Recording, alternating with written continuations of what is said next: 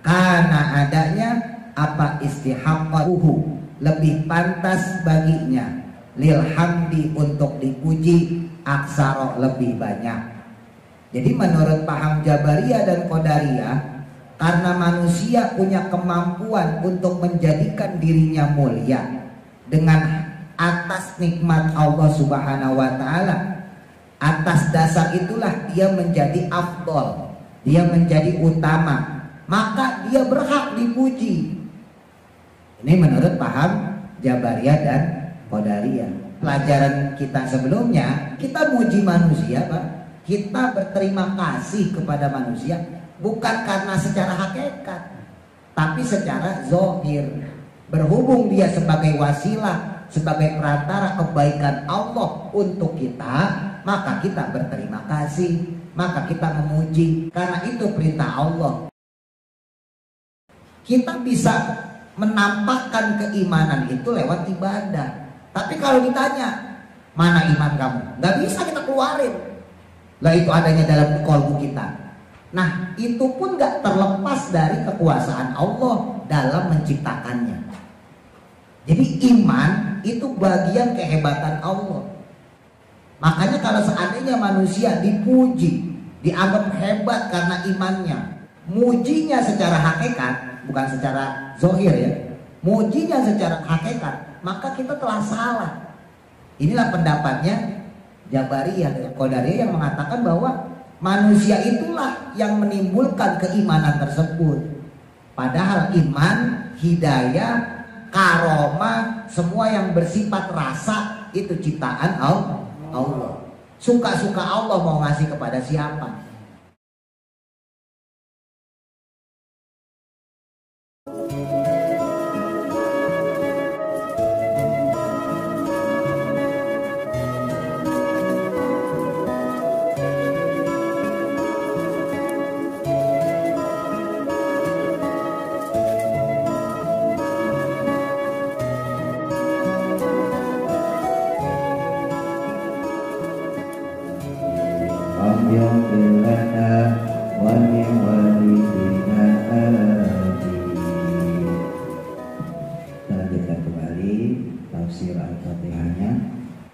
Bismillahirrahmanirrahim. Qala musannifu rahimahullahu ta'ala wa nafa'ana bihi wa bi barakati ulumihi fi daraini amin.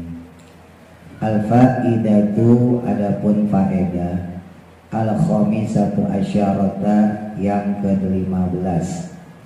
Faedah selanjutnya, faedah yang ke-15 masih terkait dengan hikmah lafaz alhamdulillah.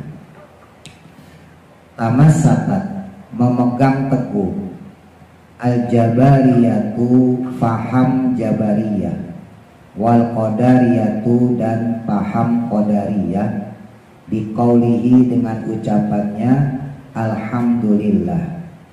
Jadi ada paham yang namanya Jabariyah, tokohnya Ja'ad ibnu Dirham, terus kemudian dibesarkan oleh Jahm bin Sofwan. Ada juga paham Qadariyah. Paham Qadariyah itu tokohnya Ma'bad al-Jauhani, dibesarkan oleh muridnya yaitu Ghailan ad-Dimasiki. Paham Jabariyah, paham Qadariyah itu ada pada abad kedua Hijriyah. Nah, paham Jabariyah itu punya prinsip, punya konsep dalam sisi takdir, yaitu bahwa takdir itu milik Allah, nggak ada peran usaha manusia. Nah itu pahamnya Jabariyah. Kenapa paham Jabariyah hadir? Karena di zaman Nabi sendiri itu sudah mulai ada sufi, zuhud, tapi tidak punya ilmu. Ya. Dari zaman Nabi itu udah mulai ada. Ada yang sufi berilmu, tapi ada sufi yang tidak berilmu. Jadi kerjaannya di masjid aja, di musola aja, nggak mau kerja. Dianggapnya semua dari Allah. Ya memang kalau secara mutlaknya benar. Tapi kan manusia diberikan ikhtiari, diberikan kemampuan untuk berusaha. Makanya Nabi sendiri ketika ada seorang sahabat minta sekali dikasih sama Nabi. Ya Rasul, saya belum makan, saya nggak punya duit. Dikasih sama Rasul. Terus datang untuk kedua kalinya minta lagi, ngemis lagi kalau bahasa kita. Sama Rasul masih dikasih duit buat beli makanan.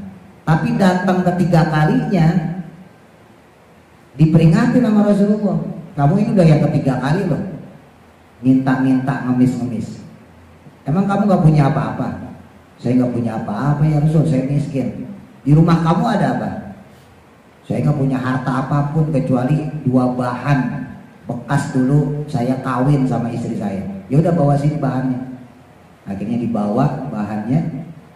Kemudian Rasul bilang pada sahabat yang hadir saat itu, siapa yang mau beli 2 bahan ini di atas 2 dirham. Bahannya bahan lusuh, Pak. Bahan jelek. Kalau bahasa kita mah, kalau zaman dulu tuh tetoron, ya. Yang kasar banget, bukan bahan-bahan kayak zaman sekarang, bukan katun, bukan. Akhirnya di antara sahabat ada yang mau ngebayarin. Yaudah ya Rasul, saya aja bayarin. Dibayarin sama sahabat tersebut 3 dirham. Lalu orang miskin ini yang gak mau usaha ini dipanggil sama Rasulullah. Yaudah sini kamu, 1 dirham kamu belikan makanan untuk kamu dan keluargamu. 2 dirham kamu berikan besi di pasar. Orang itu kemudian beli makanan untuk keluarganya, lalu 2 dirhamnya dibelikan besi. Zaman dulu besi mahal, Pak. Kalau sekarang mah murah ya. Dibeliin besi. Lalu kemudian Rasulullah bilang, itu di situ ada kayu. Kamu ambil kayu yang kecil buat bikin gagang supaya besi ini bisa jadi kampak. Akhirnya diambil itu Rasulullah, dibikinin kampak pakai kayu dan besi yang dibeli sama si orang ini. Lalu kemudian diberikan pada si orang tersebut ini, carilah kayu bakar supaya besok kamu punya duit dari hasil usaha kamu sendiri. Jadi Rasul kalau melihat orang nggak mau usaha ya tetap sebel, Pak. Jadi orang yang menyandarkan dirinya kepada takdir itu bukan baru di zaman Jabariyah ini ketika Rasulullah wafat, enggak. Di zaman Nabi sendiri masih hidup itu sudah ada benih-benih seperti itu. Kesalahpahaman dalam memahami takdir. Itu padahal Nabi masih hidup. Apalagi sekarang Nabinya sudah wafat. Kalau kita kagak ngaji, kita nggak bisa memahami tentang takdir. Kita nggak bisa memahami tentang fikih. Kita nggak bisa memahami tentang tasawuf. Kita nggak bisa memahami tentang akhlak. Kadang yang ngaji aja kagak paham-paham, apalagi yang kagak ngaji. Nah, penting yang ngaji itu sebetulnya di situ. Jadi benih-benih itu udah ada. Lalu kemudian lahirlah paham Jabariyah, yang semuanya itu mutlak dari Allah. Seakan-akan manusia nggak diberikan kebebasan oleh Allah untuk berikhtiar, untuk berusaha. Dikit-dikit udah takdir, dikit-dikit udah takdir. Jadi kalau ada orang zaman sekarang yang seperti itu bukan barang baru, ya. Dari zaman dulu sudah ada. Dikit-dikit takdir, ya udah takdir saya begini. Makanya oleh Imam Ibnu Athaillah dikritik orang-orang seperti itu. Orang yang sedikit-sedikit takdir, sedikit-sedikit takdir, maka orang tersebut akan latarokul amal binisbatil qudrah. Dia akan mudah untuk meninggalkan amal, perbuatan ataupun ibadah dengan menyandarkannya kepada takdir. Jadi benar, kita harus menyandarkan pada takdir, tapi awal mula mah tetap harus usaha. Gak bisa ujuk-ujuk udah takdir. Takdir itu kita sandarkan ketika dalam usaha kita tidak mendapatkan hasil. Untuk ngerem hati kita supaya kita gak jadi orang kufur, supaya kita tetap punya iman mantap kepada Allah, baru kita ngomong. Jadi kalau udah usaha nih ya, udah usaha peras keringat, banting tulang, lah kok rezekinya cuma segitu-gitu aja, baru nih kita ngomong. Ya mungkin takdir Allah rezeki saya cuma segini, gitu. Jangan belum usaha udah ngomong takdir, kagak boleh. Nah, kalau paham Jabariyah menyandarkan semua itu pada takdir Allah, manusia nggak punya kemampuan untuk usaha. Sementara Qadariyah itu kebalikannya, bahwa manusia punya usaha mutlak untuk membuat dia seperti apa. Ini kebalikan dari paham Jabariyah. Jadi menurut paham Qadariyah, ya semuanya hasil kita. Kita bisa makan, kita bisa nyari duit, kita bisa ibadah, itu hasil kita. Nah, itu menurut Qadariyah. Nah, maka itu hadirlah Imam Abul Hasan Al-Asy'ari dengan faham Ahlus Sunnah wal Jamaah untuk memurnikan kembali cara berpikir manusia, baik masalah syariat, baik masalah tauhid, baik masalah akhlak atau muamalah dan sebagainya, sesuai dengan Al-Quran dan sunnahnya Nabi Muhammad Sallallahu Alaihi Wasallam, untuk menjadikan pedoman orang-orang awam seperti kita bisa membedakan mana yang mengikuti Nabi dan para sahabat, mana paham-paham atau sekte-sekte yang sesat. Jadi pentingnya kita belajar dari historis sejarah ya Pak, itu supaya kita itu nggak salah dalam belajar. Kalau cuma belajar doang sekarang gampang. Bapak buka handphone mau masalah apa ada, ya. Mau nanya masalah apa di bah Google bisa, tulis aja ketik masalah zakat keluar. Apa mau nanya apa masalah sholat, masalah apa sujud sahwi misalnya, ketik tuh ada. Tapi kan pertanyaannya itu bisa gak disandarkan kepada Rasulullah? Jawaban yang ada di internet tuh, yang ada di Google, yang ada di medsos, ya, Facebook, Instagram, YouTube, bisa gak menjadi pegangan kita dunia dan akhirat? Nah, mahalnya ilmu itu sebetulnya di situ. Bukan cuma sekedar prinsip yang kita pegang, tapi lebih daripada itu, prinsip yang dipegang tadi bisa dipertanggungjawabkan dunia dan akhirat. Makanya bukannya sombong maksudnya ya. Saya sering kan cerita kepada bapak-bapak gitu. Saya punya guru misalnya, saya ceritain guru saya. Itu dalam rangka memberitahu tentang nasab ilmu sebetulnya. Dan itu memang amanah guru saya seperti itu. Dan guru-guru saya pun seperti itu. Beliau nggak sungkan-sungkan ngomong, guru saya pernah kasih tahu saya seperti ini. Itu bagian nasab ilmu, itu bagian prinsip yang dipertanggungjawabkan dunia dan akhirat. Nggak sedikit-dikit sayang, saya mah. Kita itu siapa? Ulama bukan, kiai bukan, ya ustadz mungkin separuh lah ya. Kita bukan siapa-siapa kok berani-berani mah saya mah kalau dalam posisi siapa kita.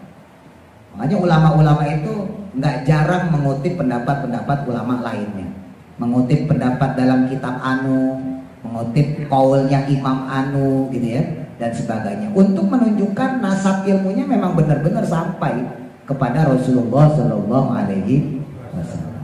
Ya zaman sekarang orang banyak yang belajarnya otodidak, ya, nggak ada sanadnya, nggak ada nasabnya sampai kepada Rasulullah, tapi ngakunya bersanad sampai Rasul, bahkan ngakunya ahlu sunnah, padahal melenceng dari ajaran ahlu sunnah wal, ya.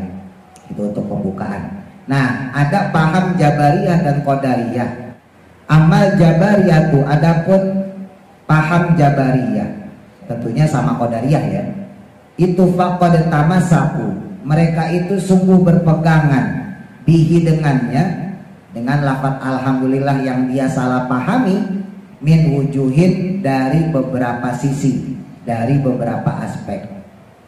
Al awalu adapun yang pertama, inna kullaman, sesungguhnya setiap orang, karena adanya apa fi'luhu, perbuatannya itu asyrafa, lebih mulia, wa akmala, dan lebih sempurna, wa kanat, karena adanya an-nikmatu, nikmat, as-sadiratu, yang berasal anhu darinya, itu a'la juga lebih tinggi, wa afdola dan lebih afdol, lebih utama. Karena adanya apa istihaqqahu, lebih pantas baginya, lil hamdi untuk dipuji, aksaro lebih banyak.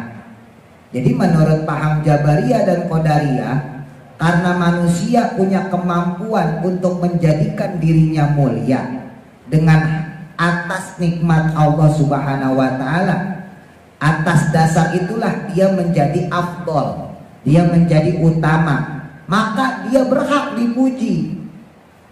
Ini menurut paham Jabariyah dan Qadariyah. Padahal pelajaran kita sebelumnya, walaupun kita memuji orang, tapi tetap secara hakikat kita harus menyandarkan pujian tersebut kepada Allah Subhanahu wa ta'ala. Karena hakikatnya kita bukan sedang memuji dia, tapi sedang memuji Allah. Kenapa kita memuji dia? Kenapa kita berterima kasih pada dia? Karena itu perintah Rasulullah, karena itu perintah Allah. Yang dulu kita bahas salah satu sabda Nabi, ya, man lam yashkurin nas, barang siapa yang tidak berterima kasih kepada manusia, ya nggak mau memuji kebaikan manusia, maka lam yashkurillah, orang tersebut tidak bersyukur pada Allah. Berarti dia juga tidak muji Allah. Jadi kita muji manusia, Pak, kita berterima kasih kepada manusia bukan karena secara hakikat, tapi secara zahir.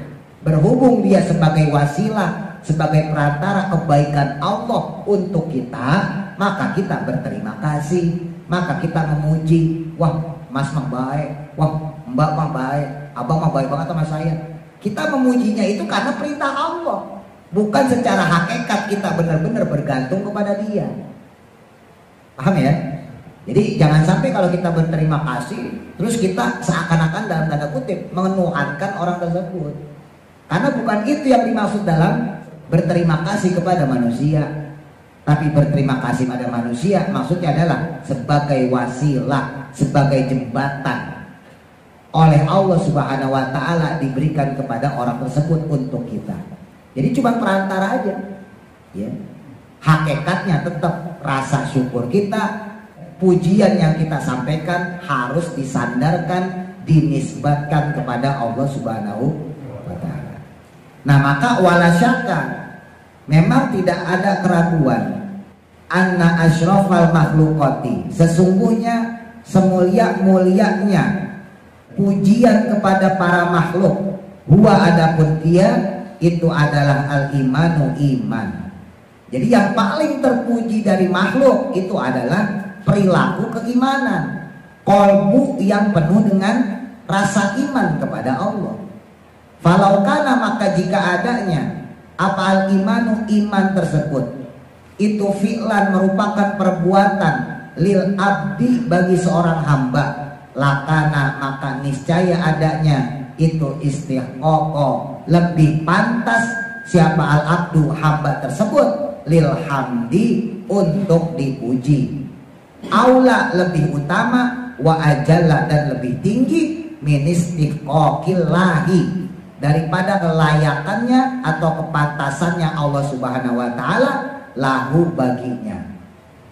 Jadi seandainya memang kita diperbolehkan memuji manusia secara hakikat, berdasarkan kemampuan dia, termasuk berdasarkan imannya, wah dia mah imannya tebal, wah ibadahnya rajin, kita menyandarkannya secara hakikat, bukan secara zahir, ya, secara hakikat, bahwa memang itu adalah perbuatan dia, wujud keimanannya. Seandainya kita punya pikiran kayak begitu, padahal iman itu sendiri adalah ciptaan Allah. Iman itu sesuatu yang abstrak, Pak, ya. Iman kan perasaan. Kemarin kita bahas masalah ciptaan Allah itu kan gak semuanya zahir. Manusia nih zahir nih, kita bisa ngelihat. Tapi kan ciptaan Allah ada juga yang gak bisa dizahirkan. Asam, manis, pahit, rasa-rasa itu gak bisa dizahirkan. Bapak minum teh pahit, ya kita minum teh pahit. Coba sebutin bagaimana bentuknya pahit. Bisa gak kita ngomong? Kagak. Kita kecewa sama orang, sakit hati, mungkin dihianatin, ya, mungkin kita dirugiin, sakit hati nih kita.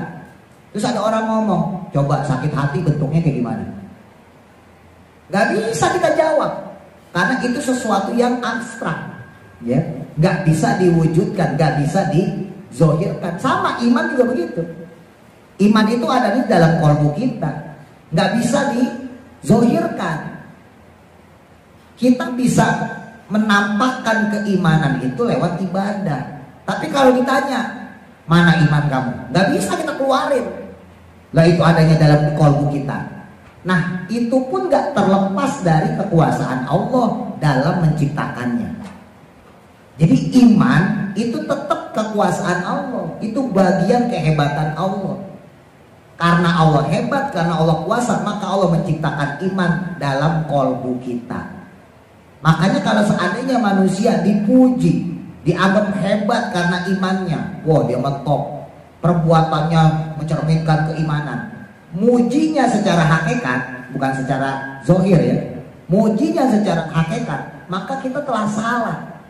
Inilah pendapatnya Jabariyah dan Qadariyah yang mengatakan bahwa manusia itulah yang menimbulkan keimanan tersebut. Padahal iman itu tetap ciptaan Allah. Ingat-ingat loh, iman, hidayah, ma'unah, karomah, semua yang bersifat rasa itu ciptaan Allah. Suka-suka Allah mau ngasih kepada siapa. Tapi tetap harus ingat, jangan kayak Qadariyah, semuanya mutlak dari manusia. Tetap kita harus ingat ada campur tangan Allah. Ya, ada hal-hal yang di luar batas kemampuan kita. Ya gampangnya, misalnya masalah rezeki gitu ya, masalah duit gampangnya. Seandainya masalah waktu adalah yang menentukan sedikit banyaknya duitnya orang, sedikit banyaknya rezeki orang, maka orang-orang yang kerjanya 24 jam pasti kaya raya, Pak. Ya, minimarket yang 24 jam kaya raya. Warung-warung tuh ya 24 jam pasti dia kaya raya. Kalau seandainya kalau masalah rezeki itu dihitung dari banyaknya waktu kerja, ternyata enggak tuh. Iya enggak? Orang yang punya warung 24 jam ya biasa-biasa aja. Minimarket pegawainya ya begitu-gitu aja. Bahkan banyak yang bangkrut, tutup, kalah sama warung-warung kecil. Kenapa? Karena memang nggak bisa disandarkan dari sisi waktu. Kalau seandainya rezeki itu disandarkan dengan kemampuannya dalam bekerja, tenaganya yang lebih banyak, powernya yang lebih kuat, seandainya, maka tentunya kuli-kuli itu jadi orang kaya semua. Karena dialah kerja yang paling berat. Kuli panggul, kuli macul, kuli bangunan, itu kerjanya berat semua. Kalau seandainya rezeki itu disandarkan kepada beratnya pekerjaan atau powernya dalam dia berusaha, ternyata enggak. Nah disitulah kita harus sadar bahwa manusia diperintahkan untuk ikhtiar. Lamanya kita usaha, beratnya kita usaha, itu tidak menentukan banyak atau sedikitnya yang kita dapat dari Allah. Ingat-ingat tuh ya. Kita sungsang sumbel kalau kata orang Betawi, dari pagi nyari duit. Kalau Allah ngasih rezekinya 100.000 ya mentok banget 100.000. Besok kali sampai malam bisa jadi 150 gitu ya. Sampai sore 100.000 nih, kali sampai malam jadi 150. Berangkat kerja dari pagi sampai malam ya tetap 100.000. Nggak berubah. Karena emang takdirnya cuma 100. Tapi prinsip itu nggak boleh ada di awal kita bekerja. Ketika kita bekerja, ketika kita berusaha, prinsip awal mah tetap kita harus mengharap rahmat Allah sebanyak mungkin. Minta karunia kepada Allah. Nah nanti seandainya sore kita pulang, malam kita pulang, emang hasilnya segitu, baru kita sandarkan kepada takdir Allah. Jadi sebetulnya paham Jabariyah dan Qadariyah ya nggak mutlak salah juga, cuma salah tempat. Harusnya jangan dipukul rata semuanya mutlak milik Allah, semuanya mutlak milik manusia. Nggak bisa begitu. Ada sisi-sisi tertentu di mana Allah berkehendak secara pasti, secara ittirori yang kemarin kita pelajarin, secara memaksa, nggak bisa diganggu-gugat. Tapi ada sisi di mana Allah melepaskan kepada manusia. Allah memberikan kewenangan kepada kita untuk memilih. Dan tentunya namanya takdir itu kan rahasia Allah. Siapa yang tahu? Jangankan kita manusia biasa, Nabi Muhammad aja nggak tahu. Makanya Nabi berdoa supaya umatnya semuanya masuk surga. Kalau Nabi tahu umatnya semua masuk surga, mungkin Nabi berdoa, ntar umat saya juga masuk surga. Karena Nabi nggak tahu apakah takdir umatnya masuk surga semua atau enggak, maka Nabi berdoa, Allahumma salim ummati, Allahumma salim ummati, Allahumma salim ummati. Ya Allah, selamatkanlah umatku, selamatkanlah umatku, selamatkanlah umatku. Itu masalah takdir. Ya. Jadi paham Jabariyah dan Qadariyah ini secara pemikiran takdir memang nggak 100% salah, cuman menempatkannya yang salah. Makanya Ahlus Sunnah wal Jamaah kita nih yang diajarin oleh Imam Abul Hasan Al-Asy'ari, ya kita di tengah-tengah. Ada saatnya kita memutlakkan takdir kepada Allah, tapi ada saatnya kita memutlakkan takdir itu pada usaha kita. Jadi tergantung posisinya lagi ngapain. Kalau awalan sandarkan dulu takdir tersebut kepada usaha kita. Nanti kalau di akhiran kok ternyata dapatnya begini, maka baru kita sandarkan kepada Allah. Bukan berarti kita mengakhirkan Allah, enggak. Cuma memang karena Allah memberikan kesempatan kepada kita untuk ikhtiar. Ini bukan masalah usaha doang ya, Mbak. Ngaji juga sama. Kan ada orang ngaji sebentar langsung pinter, Pak. Ya, ngaji cuma sehari, 2 hari, seminggu cuma 2 kali, tapi pinter. Emang dasar otaknya cerdas. Diajarin sedikit, paham. Ada orang seminggu ngaji, Senin di sini, Selasa di masjid anu, Rabu di musola anu, Kamis di masjid, dikelilingin masjid se-RW, musola dikelilingin. Tapi dasar otaknya belet ya segitu-gitu aja udah. Kalah apa yang ngaji mungkin cuma 2 kali seminggu, cuma 3 kali seminggu. Nah, kalau udah seperti itu baru kita balikin. Kenapa ya saya nggak pinter-pinter? Saya udah ngaji, saya udah berusaha. Oh ya udah, mungkin memang takdir Allahnya kepada saya seperti itu. Jadi itu jangan ditaruh di awal, ya, taruhnya di akhir, di belakangan. Setelah kita berusaha baru kita pasrahkan kepada Allah. Nah, walam malam yakun dan tatkala tidak ada kadzalika sebagaimana demikian, alimna maka mengetahuilah kita annal imana sesungguhnya iman itu hasolah hasil tercapai bi khalqillahi dengan karena penciptaan dari Allah Subhanahu wa taala.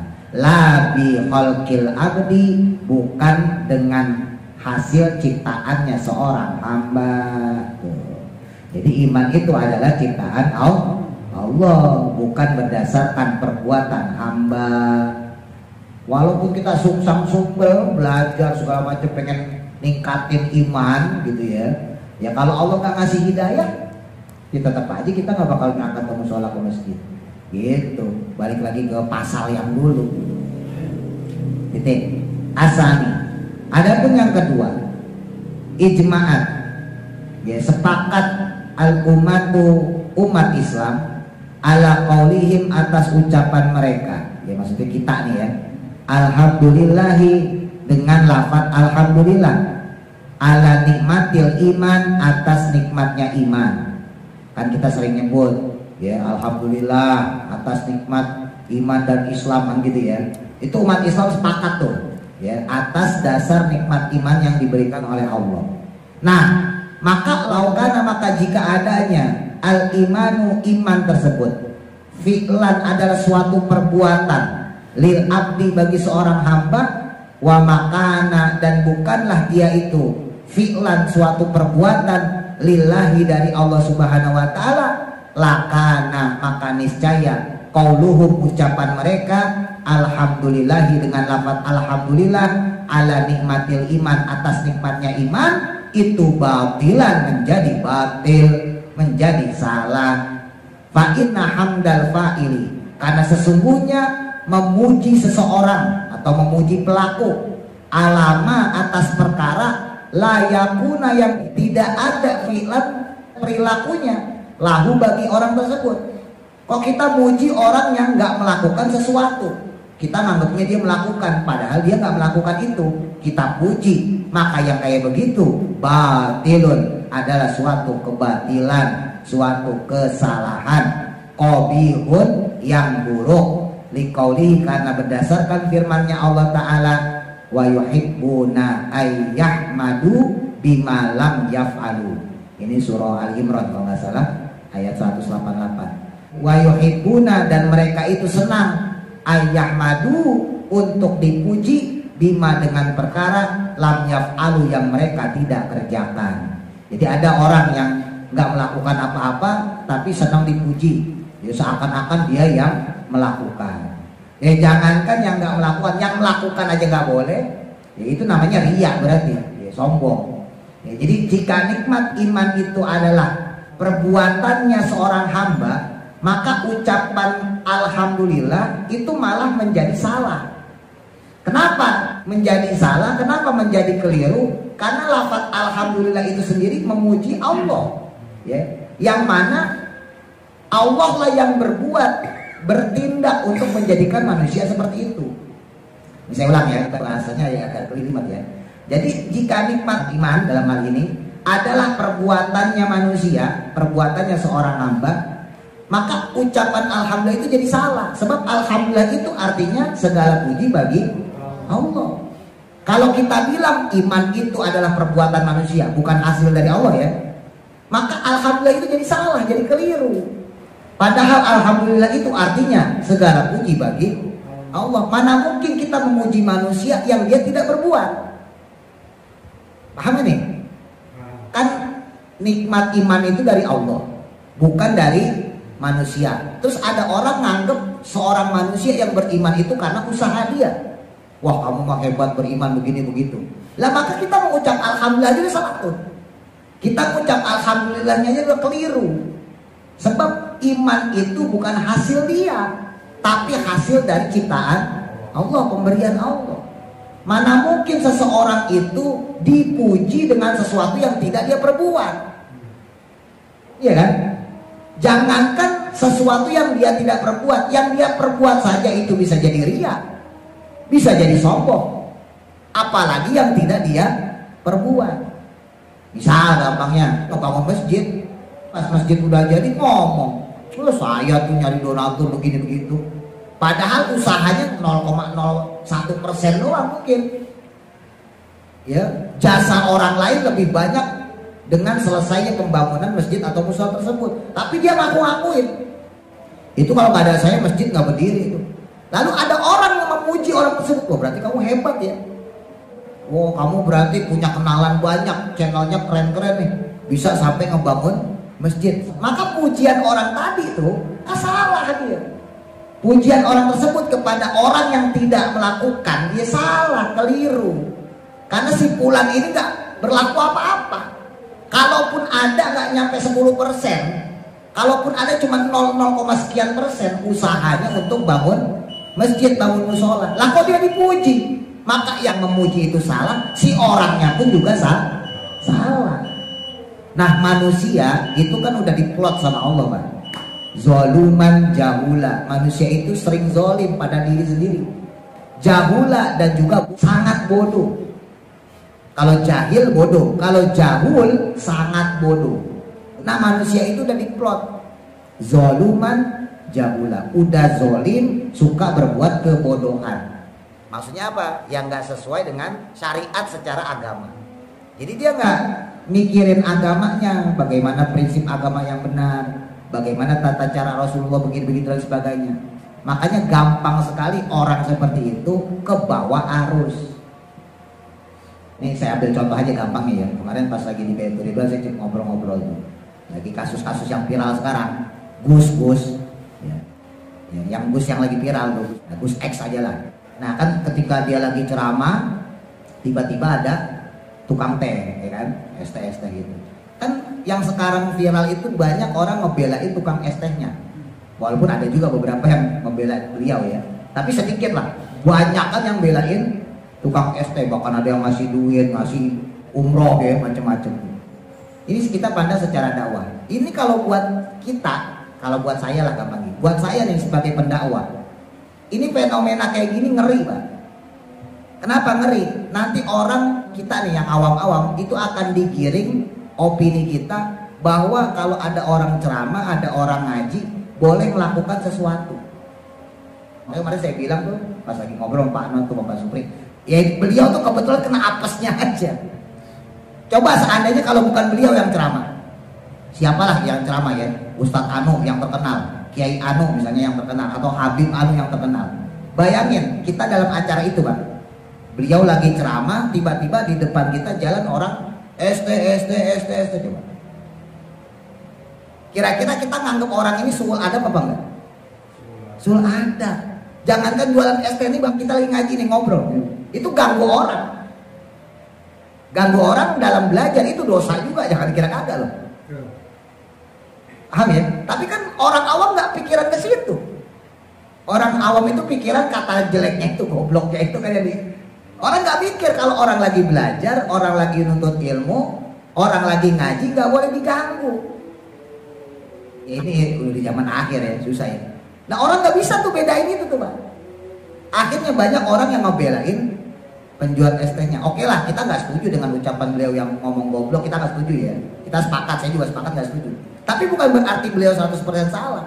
Ada masalah sebelum itu kejadian, yaitu ada orang yang jualan. Dan saya nonton videonya dari awal.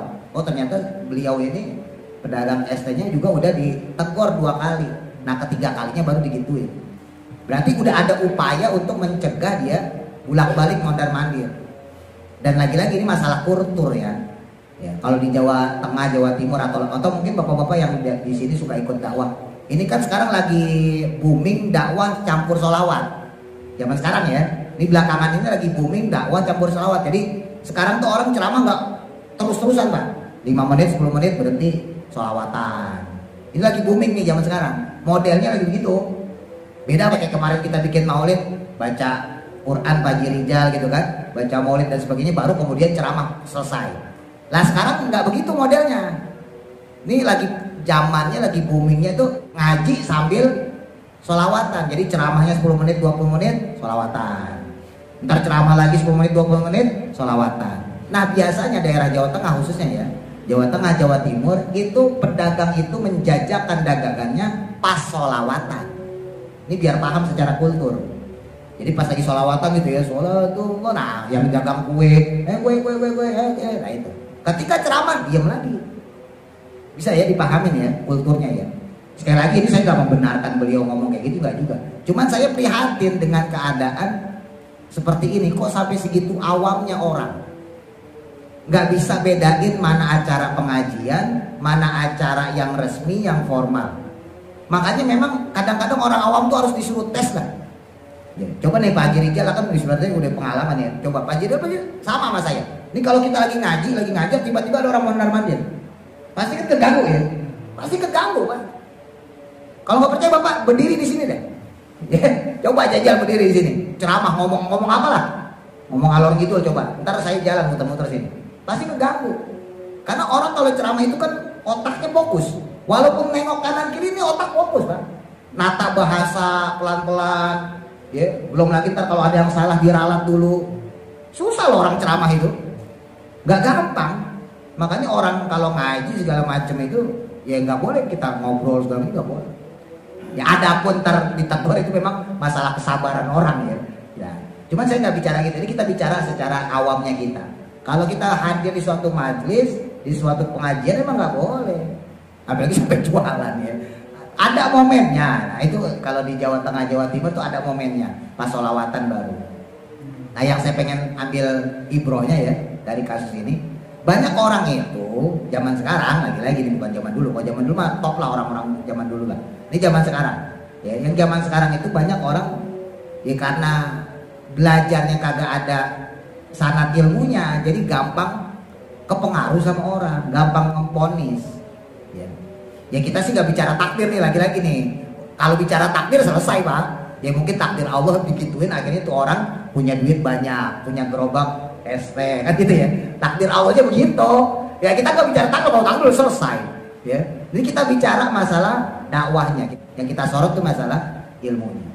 Jadi fenomena sekarang itu menambah ketebalan keyakinan kita nih khususnya ya orang Islam itu, bahwa makin dangkal sekali orang berpikirnya, cara berpikirnya tuh dangkal.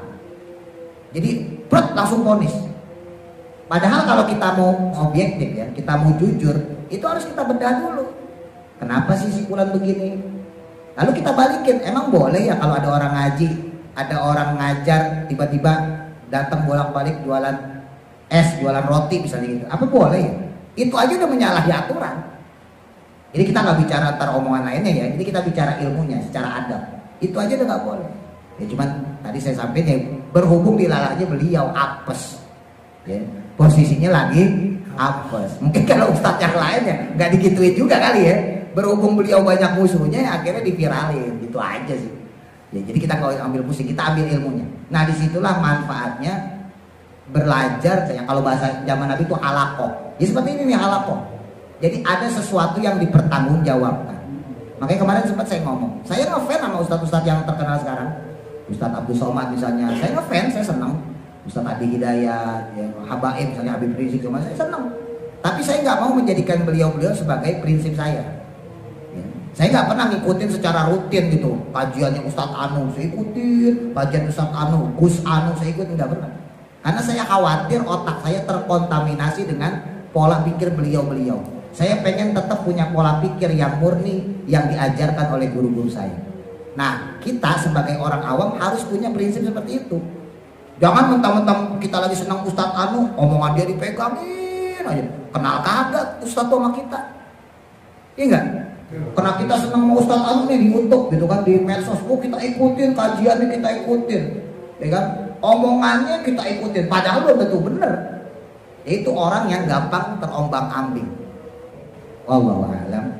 Mudah-mudahan manfaat. Al-Fatihah. Alhamdulillah.